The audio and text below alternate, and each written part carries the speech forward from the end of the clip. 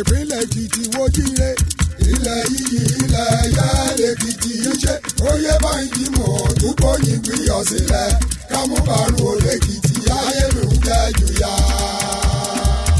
Èkìtì lọ́mọ olúṣù àrògùrò fẹ̀wọ̀ ọmọ olóṣè méjì takọtabo. Ìgbélárugẹ oúnjẹ àgbẹ̀dàgbàsókè lóríkò. Èkìtì ní alára ọgbà ẹ̀dá òye. Ìṣèjọba kan dára ògbáyé gbádùn ara wò. Èkìtì ní alára ọgbà ẹ̀dá òye. Ìgbélárugẹ àṣà àti ìṣe àtúnṣe bí ìgbafẹ́. Èkìtì ní alára ọgbà ẹ̀dá òye. The cost of peace is cheaper than the cost of war. People are the greatest currency of any government. These are some of the timeless truths from His Excellency, Biodun Oyebanji, Governor of Ekiti State, in this special interview where he breaks down the 6 pillars of his administration and the efforts so far in actualizing them. We started from the last episode of the program. Here is the concluding part. My name is Tunji Saliu. Please sit back and enjoy it.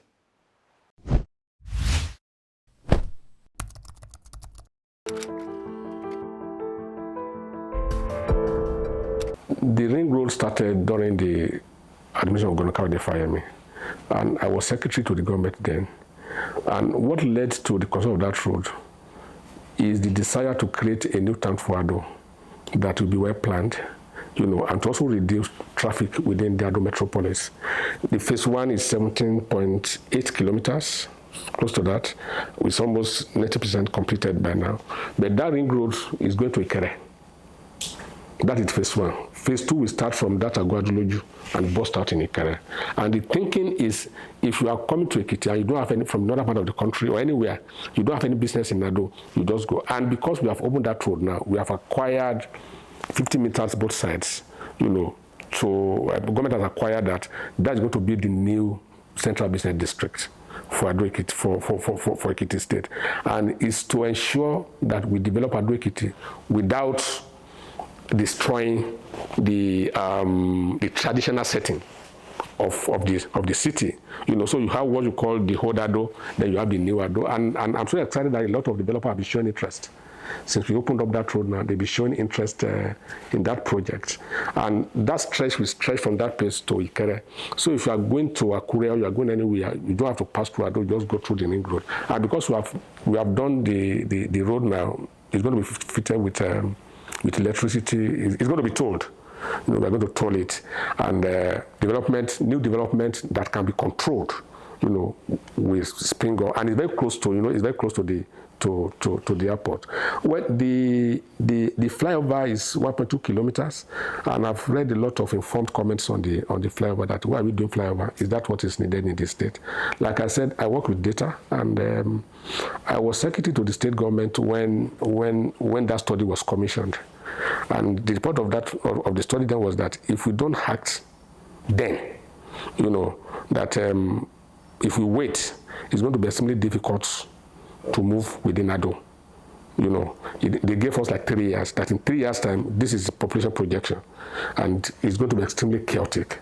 And that is a disincentive for business development itself, And Governor Oyebanji did the first phase. So when people are blaming him that he did a flyover leading to nowhere, no. That was the design. But he did it because of I didn't know, maybe because of resource availability. If you look at the Governor Oyebanji's flyover, once you drop and you move up, you climb this one. That is it. Once you drop on this flyover and you move towards First Baptist Church, as you get to First Bank, you climb the second bridge. So it takes you off. Out of town. So it's extremely capital intensive, but I thank God that we are soldiering on, and I thank the president also for his support. We are doing that to also ensure that we create a state capital that is not chaotic, and a state capital, because time is money. People don't know this. Time is money. You just want to reduce gridlock. And there's a limit to what you can do within Ado the way Ado is now. Because the bridge spans through the central business district. And that is where you have the most terrific traffic in Ekiti State. You have the Central Mosque, you have the Edekasa Market, you have the Palace, you have the Catholic Church, you have everybody, congregating on that place. And you can imagine what that will be in 10 years' time if you don't do this. So it's born out of a study, but most government didn't want to take it on board because of the financial outlay that it would have required to do it. But we thank God, without the president for provision, it's going on, and we know that it's going to be delivered before we end this tenure.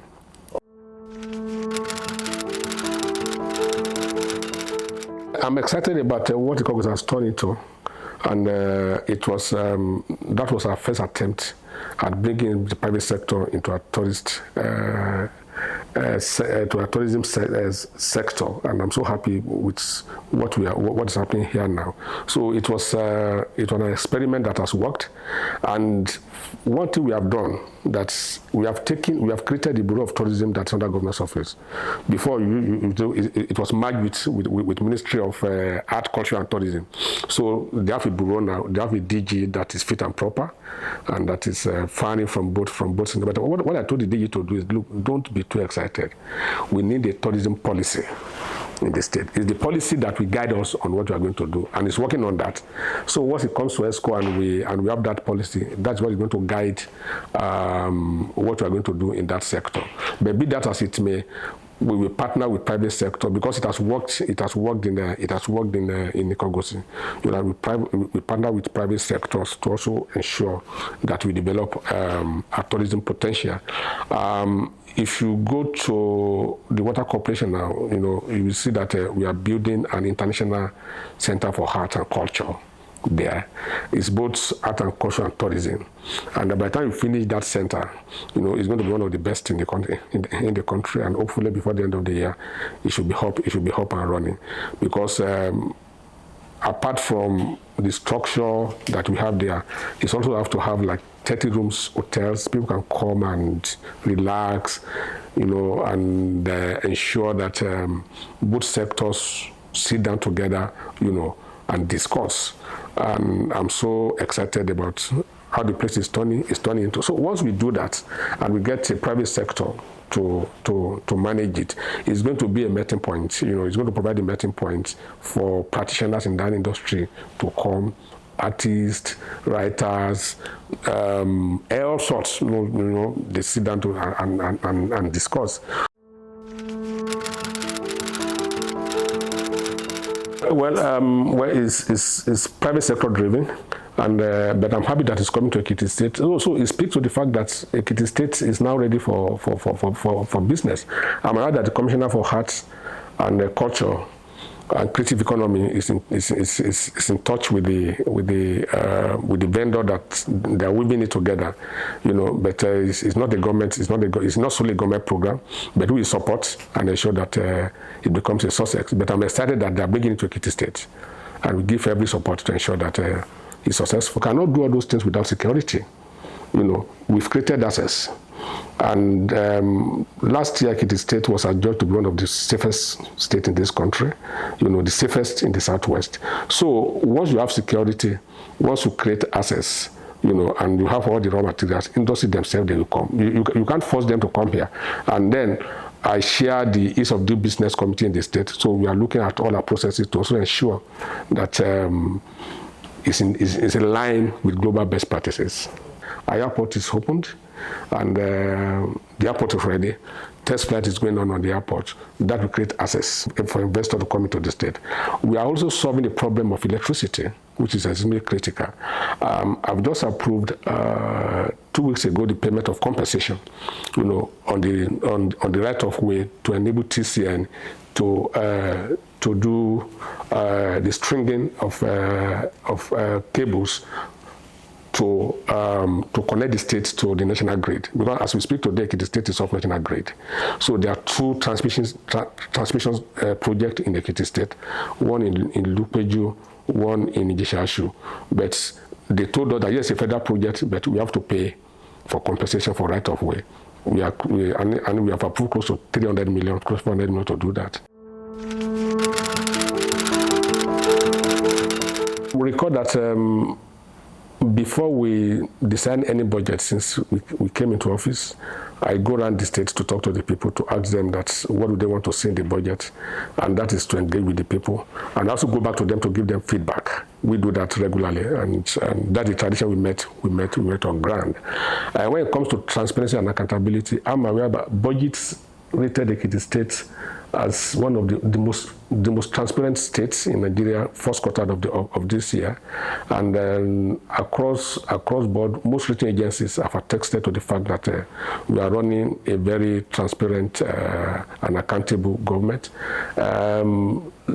Last year, we were second or third in the audit efficacy index in the country, and across all the parameters for transparency, for accountability, and prudency, and I think that Ekiti State has done so well. And these are not things that we did ourselves; they are saying so. So we don't have a choice other than to be transparent and accountable.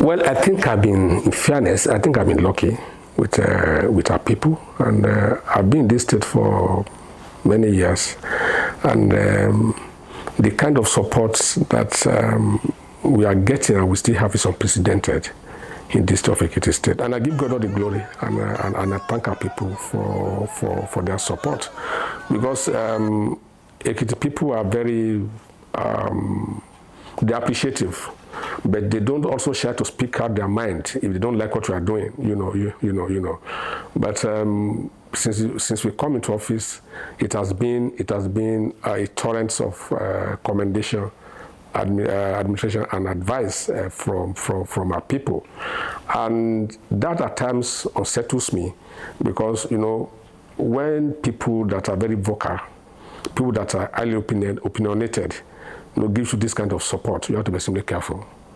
So it puts me on the spot, and so most of the time I call myself to order, look that I must not do anything that will make these people to think otherwise. They've trusted this government. They know that if the government says it's going to do this, it's going to be done. It may be late, but it's going to be done. And if I won't be able to do it, I'll come back to them and tell them. So I'm so happy that I brought governor trust back into public office. But that's one thing that is lacking. And I'm so grateful to them.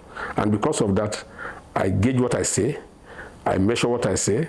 I will never make any political statement to them that I know that I won't implement. So they will tell you that if governor says he's going to do this, it's going to be done.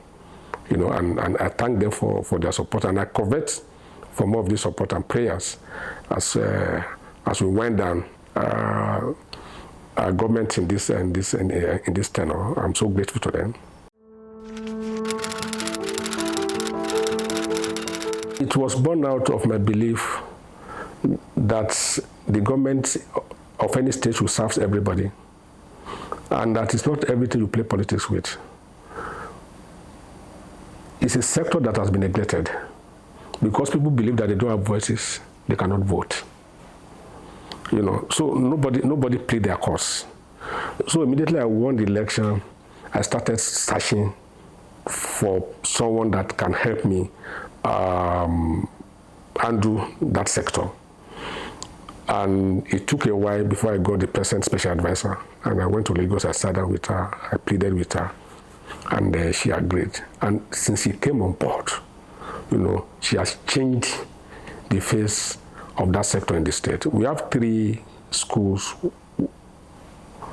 in Ekiti State that cater for people with special needs. The first thing we did is to do a comprehensive renovation of all the structure. And personally, I put down my personal money to buy beds, to buy beddings, to buy mattresses, to buy pillowcases and a bed sheet for them. And I make it an habit of also celebrating my birthday with them. So from the proceeds of my birthday every year, they were able to develop the place, And I'm so grateful also to the MD of Premium Trust Bank, who also joined me in this, and he has adopted a school now that's completely, he has innovated. The therapy center in Adona, he adopted it, he has innovated it, and then I gave them a bus, St. Bamdele gave them another bus. So the one in Adona attends to those that cannot go to those schools. So every morning, the bus will go down and bring them to the place. We give them 1 meal per day. We attend to them. And you can see the kind of life-changing improvement that is happening across the state. We also ensure we get them employment into government offices. Then those of them that they just did what do they call it now? I release money to support their businesses, to them. And I'm so happy that they are now beginning to see hope. So parents of people with special needs that have been hiding them at home, they're now bringing them out. Because God created all of us, but it takes a lot of deliberate conduct from government, to look into that direction. Well, if you think of election, if you think of votes, you will not look into that direction. But if you know that one day God will ask you, that look, these people, what did you do with them? So everybody knows in Ekiti State that I don't joke with them. Whatever concerns them, even my Commissioner of Finance know, once any approval that has to do with them, the money must be released. And I'm so excited that we'll be able to do this. And I must thank the Senate leader also who has agreed to also build a center for them next year in Ekiti, so that, because where we are now is very small, but has agreed to build a center that will accommodate more people. It's going to come with vocational center. They can learn vocations. Then government will give them seed money to start a business. We have an inventory of all of them across the state now. We have their numbers, where they live, and their phone numbers. So we are working with them. And I'm also telling local government chairmen also to replicate that at their respective local governments.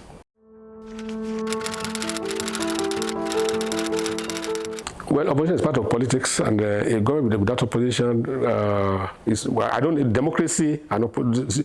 You need a very vibrant opposition in a democracy to put you on tools. I have no problem with opposition. I don't have problem with constructive criticisms.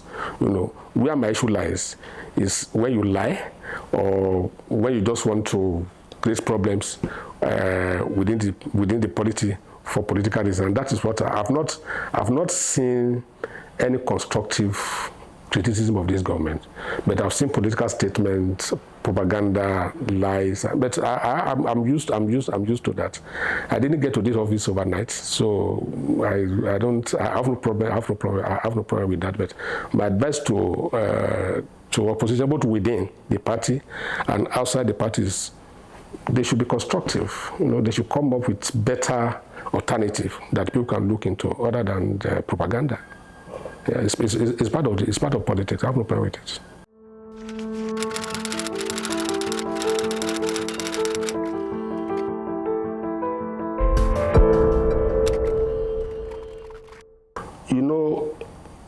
I was Secretary Committee for Creation of Ekiti State. I was very young then. I was not married, and I saw the way Ekiti people came together, irrespective of political affiliation, to fight for the state creation. It was one venture that brought all of us together. And I also saw our traditional rulers putting aside sentiments, working together for the creation of the state. And that taught me a lesson, that in unity lies our strength. The day we were to decide on Ekiti as the capital of Ekiti State, I was in the palace. I saw our traditional rulers in a way I've not seen them before. It was tough. At a point, they asked all of us to go out, that we should leave them alone. Because at that time, Ijeri wanted to be, Ikole wanted to be, Ado wanted to be. And we wanted to avoid a situation whereby we present the panel with three. So it will look as if we are not serious. For 8 hours, we were in the palace, we could not resolve it. We went out. After like 1 hour, they called us back. Among themselves, they resolved that it should be Ado. So I knew that in unity lies our strength. I've been part of government twice. I've seen government fighting from both sides, getting distracted, and at the end of the day, the people will suffer. On the day of election, our fathers, our mothers, they won't go to the farm, they won't go to the market, they will go and vote. When they voted, they had an expectation that, look, I'm transferring legitimacy to this person in exchange for my vote so that he can do this for me. And the only way you can assist the people is when you have peace of mind and there's no distraction. There's no sense in getting to office 4 years and use 2.5 years or 3 years to fight. A serious government, 2 years to do whatever you want to do. The third year, you're in a political season. So if you use the first 2 years to fight people, those that voted for you will suffer. You may not feel it, but as far as I'm concerned, you have failed your responsibility as a leader. So every governor will choose his style of administration. Immediately I got into office, I made up my mind that I'm going to be at peace with everybody. Many people within my party, they don't like it. Like I used to, I have no apology for that. Even the Bible tells us that as long as it depends on you, be at peace with all men. And whatever you are able to achieve in Ekiti State today is because of that peace. So I don't see anyone as my enemy. Yes, we may have contested together. That one is over. Now it's governance. And you can also see the results of that approach. We are all Ekiti. We are homogeneous. We speak the same language. So politics should not divide. Politics should not divide us. And I must thank all our leaders, all of them. I must thank Governor Oyebanji. I must thank Governor Ayodele Fayose. I must thank Governor Shegun. I'm going to Fayemi. I must thank Chief Babalola. I must thank Chief Olala Nipekun, Babafemi Ojudu, Femi Falana, Chief Julius Adelusi, Adeniyi, and all our leaders, for accepting me and for accepting to be part and parcel of this. It will interest you that Chief Femi Falana not once, not twice, you pick up his phone and call me that there's an opportunity in an office in Abuja. I've just spoken to them. Call them, go there. Femi Falana. And when I'm not following up enough, you call me. You have not done what I asked you to do. You have to go there. Naturally, if I'm not friendly with him, or if I don't talk to him, it won't happen. Ojudu is do the same thing. Fauci will do the same thing. I can take Governor Oyebanji and Governor Fayemi for granted. I'm their product, But Governor Fayemi will go to offices, he will call me. Shirago will call me and say, look, when I was governor, I wanted to do this thing. I didn't get it done. Please go and look into it. But at the end of the day, who benefits? The people. It's not even them. The people. So I commend anybody that finds themselves in position of authority, that the cost of peace is cheaper, than the cost of war. People may think that you don't know what you are doing. People may say that you are not an action governor, but you ask yourself that, look, is it be an action governor that people suffer that you want, or you want your people to rejoice and be happy?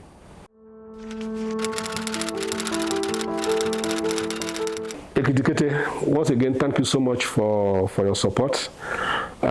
We have spent 2.5 years in office to serve you, and I'm grateful for your prayers. I'm grateful for your support. I'm grateful for all the feedback, and I reassure you that you won't regret voting for us. We continue to work till the last miles. We do everything to ensure that we make Ekiti State a very good place that all of you will be proud of. Eshemodupeo, God bless you. Thank you so much.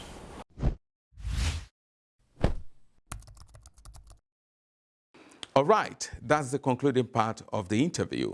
In case you missed the previous one or you want to watch this episode again, please log on to our various social media platforms showing on your screen. You can also visit the state government's website, www.ekitestate.gov.ng, for more updates on Ekiti State, the land of honor. That will be all for this week. Join us next week for a fresh episode. Bye for now. Oyebanji